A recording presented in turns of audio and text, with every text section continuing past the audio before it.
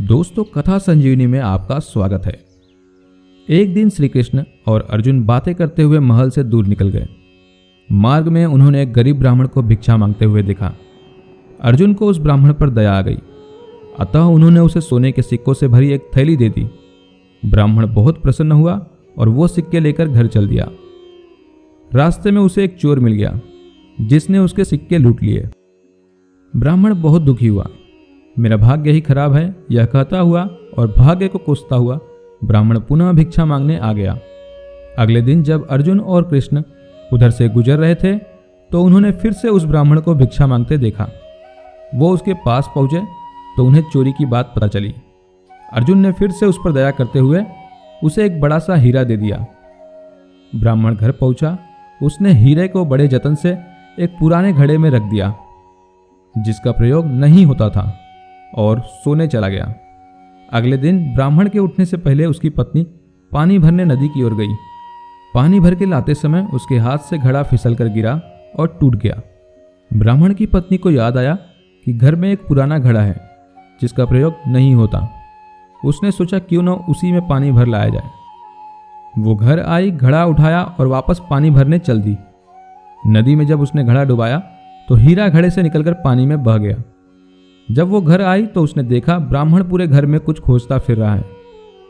ब्राह्मण ने जब अपनी पत्नी के हाथ में उस घड़े को देखा और घड़े में सिर्फ पानी भरा देखा तो वह समझ गया क्या हुआ होगा। हताश निराश ब्राह्मण पुनः अगले दिन भिक्षा मांगने उसी स्थान पर पहुंच गया। संयोग की बात है, अर्जुन और कृष्ण कहीं से लौट रहे थे।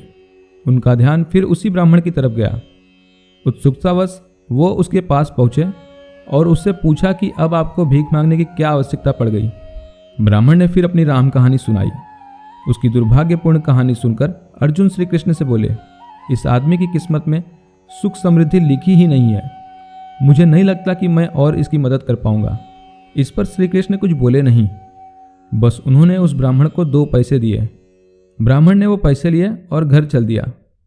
ब्राह्मण के जाने के बाद अर्जुन बोले, जब मेरे इतना सोना हीरा देने के बाद भी उसका भला नहीं हुआ तो आपके दिए 2 पैसे से उसका क्या भला हो सकता है। श्री कृष्ण मुस्कुराए और बोले, देखते हैं क्या होता है। ब्राह्मण अपने भाग्य को कोसता हुआ घर जा रहा था। रास्ते में उसने एक मछुआरे को देखा जो कि एक ताजी बड़ी मछली पकड़कर ले जा रहा था। मछली उसके जाल में तड़फड़ा रही थी और छूटने के लिए लगातार प्रयास कर रही थी। ब्राह्मण को उस मछली की स्थिति देखकर दया आ गई। उसने सोचा, इस 2 पैसे में मेरा क्या भला होगा, क्यों न इससे इस मछली के प्राण ही बचा लिया जाए। ब्राह्मण ने वह मछली खरीद ली और उसे पुनः नदी में डालने चल पड़ा। नदी में फेंकने से पहले उसने देखा कि मछली के मुंह में कोई बड़ी वस्तु अटकी हुई थी जिसकी वजह से वो सांस नहीं ले पा रही थी। जब उसने मछली का मुंह खोलकर वह बाहर निकाला तो उसे वही बड़ा हीरा निकला जो उसे अर्जुन ने दिया था।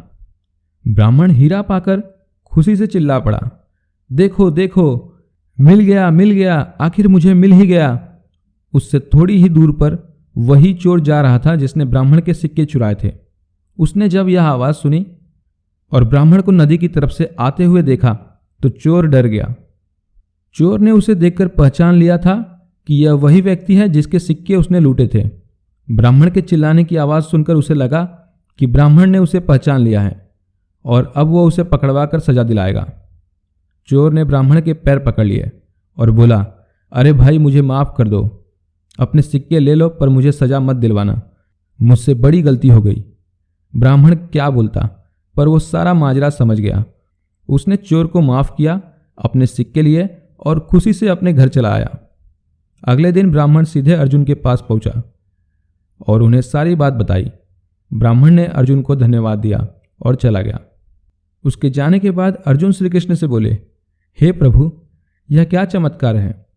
मेरे सिक्के और हीरे तो उसकी सहायता नहीं कर पाए, पर आपके दिए 2 पैसों ने कमाल कर दिया। इसका कारण जरा स्पष्ट करें। तब श्री कृष्ण बोले, अर्जुन, यह चमत्कार नहीं, सृष्टि का नियम है जिस पर दुनिया काम करती है। जब उसके पास ढेर सारे सिक्के और हीरे थे तो वह सिर्फ अपने बारे में, अपनी जरूरतों के बारे में ही सोच रहा था। लेकिन जब उसके पास 2 पैसे थे तो वो भी उसने उस मछली के भले के लिए खर्च कर दिए। इसलिए फिर उस ब्राह्मण के जरूरतों की जिम्मेदारी मैंने ले ली।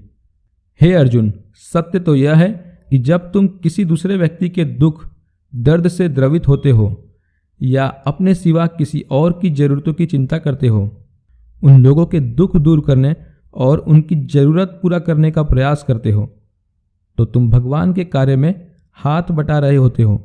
फिर तुमको अपनी चिंता करने की आवश्यकता नहीं, तुम्हारी जरूरत भगवान खुद पूरी करेंगे।